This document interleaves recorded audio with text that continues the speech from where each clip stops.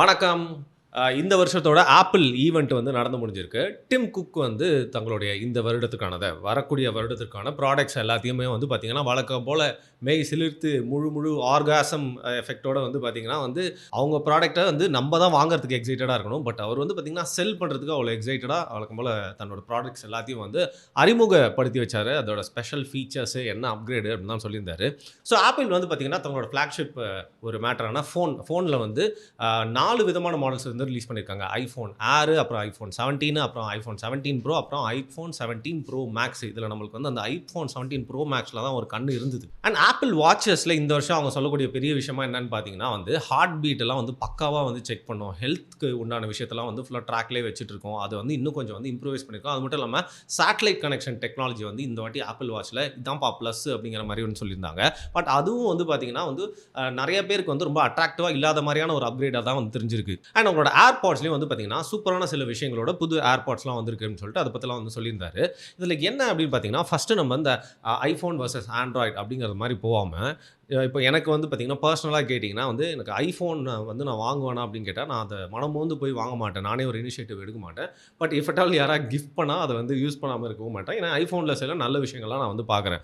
உதாரணத்துக்கு நம்ம சேனல்லே வந்து பார்த்தீங்கன்னா ஒரு கேமரா இருக்குது. அதாவது டிஎஸ்எல்ஆர் கேமரா ஒன்றும், அதுக்கப்புறம் இன்னொரு கேமரா நம்ம பாட்காஸ்ட் இன்னொருத்துக்கு ஷூட் பண்ணோன்றதுனால பார்த்தீங்கன்னா நண்பர் ஒருவர் வந்து சும்மா யூஸ் பண்ணிக்கோங்க நல்லா இருக்கும்னு சொல்லிட்டு ஐஃபோன் 12 வந்து சும்மா கடனாக கொடுத்துருக்காரு. ஸோ நம்மளோட சேனலில் எப்போவுமே கெஸ்ட்டுக்கு இருக்க கேமரா வந்து பார்த்தீங்கன்னா ஐஃபோன் 12 தான். இன்னைக்கு வரைக்கும் அந்த கேமராவோட தரம் அப்படிங்கிறது வந்து பார்த்தீங்கன்னா ஒரு டிஎஸ்எல்ஆருக்கு சில விஷயங்களில் ரொம்ப ஈக்குவலாகவும் இருக்க தான் வந்து செய்யுது. ஸோ இன்னைக்கு இருக்கக்கூடிய ஐஃபோன் 16 நம்ம நண்பர்கள்லாம் யூஸ் பண்ணுறதை வாங்கி பார்த்தா பெருசாக அந்த 12க்கும் 16க்கும் வந்து டிஃப்ரென்ஸ் இல்லையே. ஆனால் இன்னொரு சைடு வந்து பார்த்தா பரவாயில்ல ஐஃபோன் 12 இன்னைக்கு வரைக்கும் வந்து ரொம்ப சிறப்பான செயல்படுற ஒரு ஃபோனாக இருக்கே அப்படிங்கிற மாதிரி வந்து ப்ளஸ் அண்ட் மைனஸ் நம்ம வந்து நிறைய ஐஃபோனில் பார்க்குறோம். பட் சில பேர் ஆண்ட்ராய்ட்லேயும் யூஸ் பண்ணி பழகிட்டோம் அப்படிங்கிறனால என்கிட்ட அந்த ஒரு ஐஃபோன் இருந்தாலும் அதை கேமரா மட்டுமே யூஸ் பண்ணிட்டு சும்மா வச்சிருவேனே தவிர்த்து ஒரு ஆண்ட்ராய்ட் ஃபோனை தான் நம்ம வந்து யூஸ் பண்ணிருந்தோம். அதனால் ஒவ்வொருத்தருக்கும் ஒரு விஷயம் பிடிக்கும்.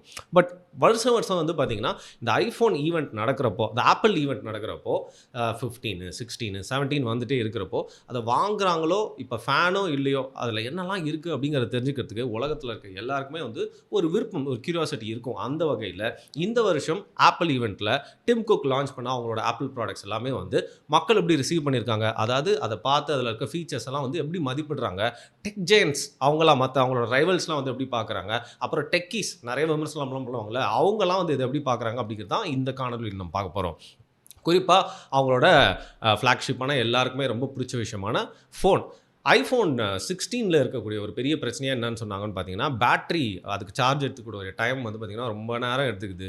சார்ஜும் ரொம்ப கம்மியாக தான் இருக்குது. டிஸ்பிளேவும் வந்து பார்த்திங்கன்னா வந்து சரியில்லை. இந்த மாதிரி வந்து சில காம்ப்ளிகேஷன்ஸ்லாம் வந்து ஐஃபோன் 16ல் இருந்ததுனால அதெல்லாம் வந்து சரி செய்யப்படுமா அப்படின்னு பார்த்துட்டு இருக்கப்போ ஐஃபோன் 17 டிசைனாக நம்மளை வந்து வாங்க வைக்கிறதுக்காக சில ஃபீச்சர்ஸ்லாம் வந்து ஆட் பண்ணியிருக்கோன்னு சொல்லிட்டு டிம் குக் சில விஷயம்லாம் சொல்லியிருக்காருல. நம்ம ஏர்லேருந்து ஆரம்பிப்போம். இந்த ஏர் வந்து பார்த்திங்கன்னா one of the slimmest phone, அதுவும் ஐஃபோனில் வந்து ஸ்லிம்மஸ்ட் ஃபோன் அப்படின்னு சொல்லிட்டு தான் அதை வந்து மார்க்கெட் பண்ணி வந்து தராங்க. ஆனால் அப்படி ஸ்லிம்மாக இருக்குது, அது ஸ்லீக்காக இருக்குது அப்படிங்கிற ஒரே காரணத்துக்காக சரி அட்லீஸ்ட் அழகாக இருக்குது அப்படின்னு வாங்கலாம் பார்த்தா அது கூடவே வரக்கூடிய எக்ஸ்டென்ஷன் அந்த ஸ்ட்ராப் எல்லாமே வந்து ரொம்ப காமெடியாக இருக்குது அதை பார்க்கறதுக்குன்னு எல்லாருமே வருன்னு வருத்துட்டு இருக்காங்க.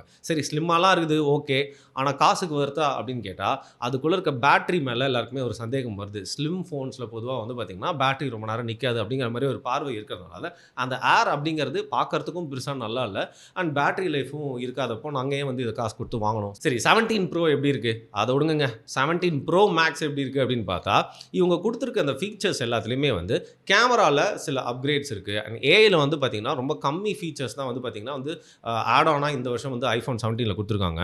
இதில் குறிப்பாக எல்லாருமே வந்து கேமராவில் சில அப்கிரேட்ஸ் இருக்குன்னு சந்தோஷப்பட்டாலும் ஐஃபோன் 17 ப்ரோ மேக்ஸோட ரேட்டை கேட்டு தான் எல்லாருக்குமே வந்து தலை சுற்றிருச்சு. ஸோ அதே ரேட்டில் இருக்கும் இல்லை கொஞ்சம் ரேட் ஏற்றுவாங்க அப்படின்னு பார்த்தா வருஷம் ஆப்பிளோட ப்ராடக்ட்ஸு ரேட் ஏறிட்டே போயிட்டுருக்கு. அப்படிங்கிறதுனால ஆப்பிளை யாரெல்லாம் பிடிக்காதோ அவங்களாம் வழக்கம் போல் கரிச்சு கூட்டிகிட்டே இருக்கான். ஆனால் ஆப்பிளுக்கான வெறித்தனமான ஃபேன்ஸ், அவங்களோட ப்ராடக்ட்ஸ்க்கான வெறித்தனமான ஃபேன்ஸ் எல்லாருமே வந்து பார்த்திங்கன்னா செம்ம கடுப்பில் இருக்கிறாங்க. ஏற்கனவே நாங்கள் கஷ்டப்பட்டு சொத்தெல்லாம் விற்று கடன் வாங்கி கிரெடிட் கார்டில் வந்து ஒவ்வொரு வருஷமும் அந்த ஐஃபோன் ப்ராடக்ட்ஸ்லாம் வாங்கிட்டு இருக்கோம். இந்த வருஷம் என்ன ப்ரோ மேக்ஸ் இந்த அளவுக்கு ஏற்றி வச்சிருக்கீங்க அப்படின்னு சொல்லிட்டு. ஏன்னா அந்த ரேட்டு கேட்டிங்கன்னா ஒரு மாதிரி தலை சுற்றிருங்க. இப்போ எங்களோட யூடியூப் கம்யூனிட்டிலே பார்த்தீங்கன்னா பல யூடியூப் சேனல்ஸோட ரெவென்யூவே அந்த அளவுக்கு எட்டாது அப்படின்னே சொல்லலாம். இந்த ஏரோட ஐஃபோன் ஏரோட விலை என்னன்னு பார்த்தீங்கன்னா $999 அப்படின்னு சொல்லப்படுதுன்னு நினைக்கிறேன். ஆனால் நம்மளோட கண்ணெல்லாம் வந்து நான் யோசிச்சிருந்தேங்க. சரி நம்மளுக்கு வந்து ஐஃபோன் 7 வந்தப்போ வந்து வாங்கணும் அப்படின்னு சொல்லிட்டு ரொம்ப ஆசைப்பட்டேன். எனக்கு பேசிக்காக 7ன்ற நம்பர் ரொம்ப பிடிக்கும் அப்படின்றனால 7 வாங்க முடியலனாடா 17 வந்து சரி வாங்க ட்ரை பண்ணலாமா அப்படின்னு சொல்லிட்டு யோசிச்சுட்டு இருக்கும்போது விலையை கேட்டால் கொஞ்சம் தலைலாம் சுற்றிடுச்சு. $1,50,000. ஸோ $1,50,000 கொடுத்து இந்த ஃபோனை வாங்குறதுக்கு வர்த்தா அப்படின்னு கேட்டிங்கன்னா கண்டிப்பாக ஐஃபோனில் கேமரா வந்து சும்மா தெறிக்க விடும். அதில் இல்லைன்னு நம்ம சொல்லவே முடியாது. செக்யூரிட்டி அப்படின்ற ஒரு விஷயம் சொல்லுவாங்க. அதை வந்து ஓரளவுக்கு வந்து ஒத்துக்கலாம். பட் அதையும் தாண்டி வந்து மணிக்கு வர்த்தா இதுக்கு நம்மளுக்கு மார்க்கெட்டில் வேறு என்ன ஆல்டர்னேட்டிவ் ப்ராடக்ட்ஸ்லாம் கிடைக்குது அப்படின்னு பார்த்தீங்கன்னா சாம்சங் சும்மா டங்குன்னு வந்து கண்ணு முன்னாடி வந்து நிற்கிறான். அப்படி இருக்கிறப்போ வந்து இந்த ஆப்பிள் ஈவெண்ட்டில் இந்த $1,50,000 ஃபோனை நான் வாங்கலாமா அப்படின்னு யோசிச்சுட்டு இருக்கும் போதே வந்து பார்த்தீங்கன்னா இன்டர்நெட்டில் பல ட்ரால்களை வந்து ஸ்டார்ட் பண்ணிட்டாங்க. ஜென்ரல் பீப்புள் ஸ்டார்ட் பண்ணால் பரவாயில்லைங்க. இவங்களோட ஆர்ஸ் ரைவல்ஸான சாம்சங் குறிப்பாக வந்து பார்த்திங்கன்னா ஐஃபோனை வந்து சாம்சங் என்ன மாதிரி ட்ரோல்ஸ்லாம் மீம்ஸ்லாம் போட்டு நேற்றே கலாய்க்க ஆரம்பிச்சிட்டாங்க அப்படின்னா என்ன பண்ணுவாங்க வருஷம் வந்து ஆப்பிள் ஈவெண்ட் வந்து ஸ்டார்ட் ஆகிறதுக்கு முன்னாடி இந்த மாதிரி அறிவிப்புகள்லாம் வரதுக்கு முன்னாடி வந்து ஆப்பிள் ஸ்டோரை வந்து கொஞ்சம் நேரம் ஆஃப்லைன் போட்டு வைப்பாங்க. அது என்னன்னு பார்த்தீங்கன்னா பேசிக்காக ஒரு ஹைப் ஏற்றுறதுக்கு. நம்ம ஆப்பிளில் ஒரு வாட்டியும் பார்த்திங்கன்னா ப்ராடக்ட் வந்து லான்ச் பண்ணுறப்போ அவங்களோட ஒரு டிப்பிக்கல் கேரக்டராக வந்து பல பேர் விமர்சிக்கிறது கிண்டல் பண்ணுறது என்ன அப்படின்னா இந்த ஹைப்பை முடிஞ்ச அளவுக்கு ஏற்றி வைப்பாங்க. ஏன் ஆப்பிள்ன்ற ப்ராடக்ட்டே வந்து பார்த்தீங்கன்னா ஒரு வகையில் வந்து ஹைப் தான். அந்த பிஸ்னஸ் பண்ணுறவனோட சைட்லேருந்து வந்து பார்த்தீங்கன்னா அதற்கு ஒரு லோகோ ஃபிக்ஸ் பண்ணி அந்த லோகோ வந்து ஒரு பெரிய ப்ரெஸ்டீஜாக மாற்றி வேணுன்ட்டே விலையை வந்து பார்த்திங்கன்னா வேறு லெவலுக்கு கூட்டி ஸ்பேஸ் லெவல் டெக்னாலஜிலாம் பண்ணி வச்சுருக்கோம்னு சொல்லிட்டு சில விஷயங்கள் எக்ஸ்க்ளூசிவாக பண்ணி நம்மளுக்கு இன்றைக்கி ஆப்பிள் அப்படிங்கிறது ஒரு பெரிய ப்ராடக்டாக மைண்டில் பதிச்சிட்டாங்களே அந்த வகையில் அவன் சைட்லேருந்து ஒரு பெரிய விக்ட்ரி தான். ஆனால் சாம்சங் போன்ற நிறுவனங்கள் என்ன பண்ணுறாங்க அப்படின்னு பார்த்தீங்கன்னா ஐஃபோனை எந்த அளவுக்கு கலாய்க்கிறாங்கன்னா நீங்கள் இன்னோவேஷன் அப்படிங்கிற விஷயம் சொல்லி தான் உள்ளே வந்தீங்க. ஆனால் இன்னோவேஷனை விட்டு நீங்கள் ரொம்ப நாள் தள்ளி போயிட்டீங்க. ரொம்ப நாள் ஆச்சு நீங்கள் தள்ளி போய். அது மட்டும் இல்லாமல் வருஷம் பார்த்தீங்கன்னா நீங்கள் பண்ணக்கூடிய அப்கிரேட்ஸ்ன்னு சொல்லப்படுறது எல்லாமே நாங்கள் தான் 4-5 வருஷத்துக்கு முன்னாடியே பண்ணிட்டோமேடா அப்படின்னு சொல்லிட்டு சாம்சங் இவங்களை வந்து நேத்திலேருந்து ரொம்ப வம்புக்கு ஆரம்பிச்சிட்டாங்க.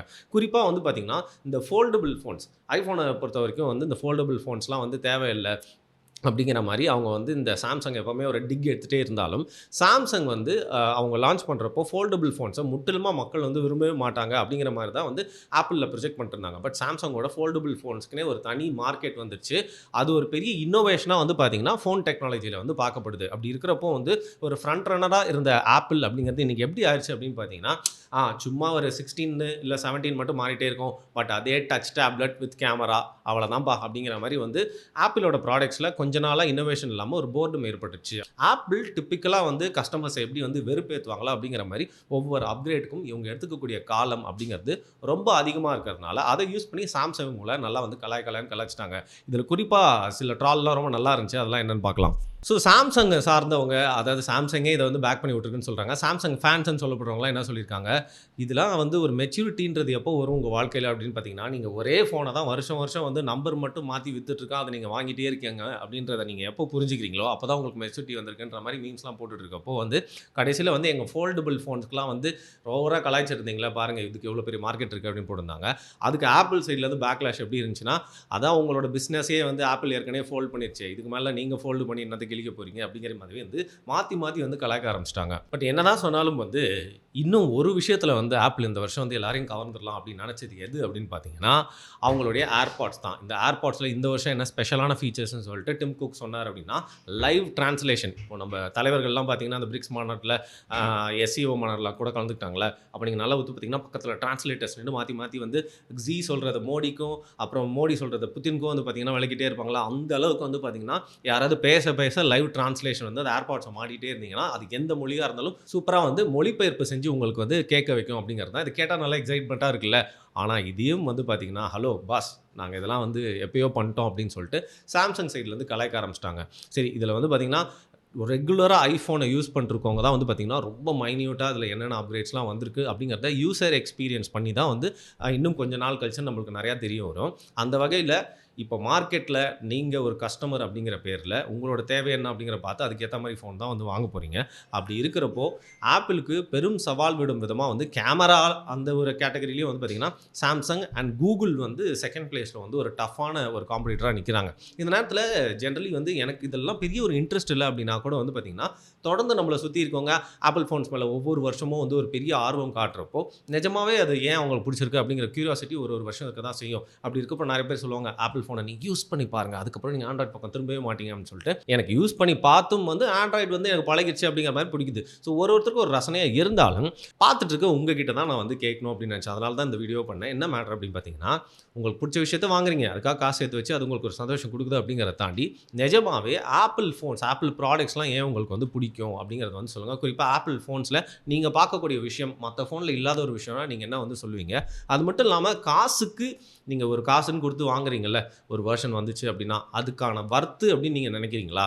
அதையும் தாண்டி இப்போ சாம்சங், கூகுள் பிக்சல் போன்ற ஃபோன்ஸ்கள்லாம் வந்து கேமராவில் கலக்குன்னு கறக்கிட்டு இருப்போம். கேமரா அப்படிங்கிற கேட்டகரியில் இன்னும் முடிசூடாக பண்ணனா ஆப்பிள் தான் இருக்கா அப்படிங்கிறதையும் நீங்கள் வந்து சொல்லுங்கள். உடனே நிறைய பேர் எனக்கு எழுத ஆரம்பிச்சிட்டாங்க, த டிக்ளைன் ஆஃப் ஆப்பிள் அப்படி இப்படின்னு சொல்லிட்டு. இப்படி தான் இதுக்கு முன்னாடி ஒரு காலகட்டத்தில் சொன்னாங்க. ஆப்பிள் அவன்லாம் எழுந்து வர மாட்டான்டா, அவனை தூக்கி போன மாதிரி எங்கேயாவது தூரம் வீசுங்கடா அப்படின்னு சொன்னப்போ, அதாவது ஸ்டீவ் ஜாப்ஸ் அவர் தான் வந்து பார்த்தீங்கன்னா ஒரு ஐகான் இல்லையா, ஆப்பிளை வந்து ரீஇன்வென்ட் பண்ணார். இன்வென்ட் பண்ண மட்டும் ரீஇன்வென்ட் பண்ணார். அவரோட இறப்புக்கு அப்புறம் அவ்வளோதான் டமால் ஆயிடுச்சு இந்த கம்பெனி அப்படின்னாங்க. பட் எவ்வளோ வருஷங்கள் ஓடி போச்சு. டிம் குக்கோட தலைமையில் ஆப்பிள் வந்து இன்னும் வந்து ஒரு பெரிய பிராண்டாக, அதாவது வந்து பார்த்திங்கன்னா, அதாவது இந்தியாவில் வந்து ஆப்பிளோட மேனுஃபேக்சரிங் நடக்கிறது எங்களுக்கு பெருமை அப்படிங்கிற மாதிரி தான் இன்றைக்கு வரைக்கும் நம்மலாம் பார்த்து பேசிகிட்டு இருக்கோம். அண்ட் ஐஃபோன் அப்படிங்கிறது இன்றைக்கு வரைக்கும் ஒரு டாப் ஃபோன் பிராண்டாக இருக்குது. ஒரு காலத்தில் முடிசூடாக மன்னனாக இருந்தால் நோக்கியா. அதுக்கப்புறம் எவ்வளோ ஃபோன்ஸ் வந்தாலும் சாம்சங் வந்து பார்த்திங்கன்னா எல்லா கூடயும் சண்டை போட்டுகிட்டே இருக்குது. சாம்சங்கை நம்ம எந்த அளவுக்கு அப்ரிஷியேட் பண்ணணும்னு பார்த்திங்கன்னா, இவ்வளோ டாப் பிராண்டான ஆப்பிள் கூட வந்து இன்னும் பல வகையில் கம்பீட் பண்ணது மட்டும் இல்லாமல் அவங்க வந்து தாண்டி வந்து பல கேட்டகரிஸில் வந்து போயிட்டாங்க அப்படின்னா கூட ஆப்பிளோட அழிவு இப்போயே ஸ்டார்ட் ஆகிடும்னு சொல்ல முடியாது. ஸோ நிறைய பேர் வந்து பார்த்திங்கன்னா மூவி ப்ரொடக்ஷனாக இருக்கட்டும், எடிட்டிங், என் பர்சனல் யூஸ்க்கும் வந்து பார்த்திங்கன்னா வந்து மேக்கின்டாஷ், அப்புறம் மேக் புக் அதெல்லாம் வந்து யூஸ் பண்ணிட்டு தான் இருக்காங்க. அந்த வகையில் வந்து சப்ஸ்கிரிப்ஷன் பேசிஸில் நிறைய பேர் ஆப்பிள் கூட கனெக்ட் ஆகி இருக்கிறதுனால ஒரு சின்ன இனோவேஷன் திருப்பியும் பண்ணி அதை மார்க்கெட்டில் கொண்டு வந்துட்டான், அது மக்களுக்கு ரொம்ப பிடிக்கிற மாதிரி ஆயிடுச்சு அப்படின்னா கூட அது இன்னும் தொடர்ந்து ஒரு 10 வருஷத்துக்கு ஆப்பிள் வந்து டாப் பிராண்டாக இருக்கும். பட் இருந்தாலும் நான் கேட்ட கேள்வி என்னன்னா, இந்த வகையிலன்னு பார்த்தீங்கன்னா ஆப்பிள்ன்ற ஃபோன் வந்து வர்த்தா அப்படிங்கிறது நீங்கள் என்ன நினைக்கிறீங்க? அப்படி நீங்கள் ஐஃபோன் யூஸ் பண்ணிருக்கீங்க அப்படின்னா அது என்ன மாடல்? அதில் என்ன வந்து பிடிச்ச விஷயங்கள் இருக்குது? அதில் என்ன மைனஸ் அப்படின்னு நீங்கள் நினைக்கிறீங்க? இந்த ஆப்பிள் ஈவெண்ட்டில் நான் சொன்னதெல்லாம் வந்து தாண்டி உங்களுக்கு வந்து இந்த ஆப்பிள் ஈவெண்ட்டில் ரொம்ப பிடிச்ச விஷயமா நீங்கள் எதை வந்து பார்க்குறீங்க அப்படிங்கிறத கீழே மறக்காமல் கமெண்ட் பண்ணுங்கள்.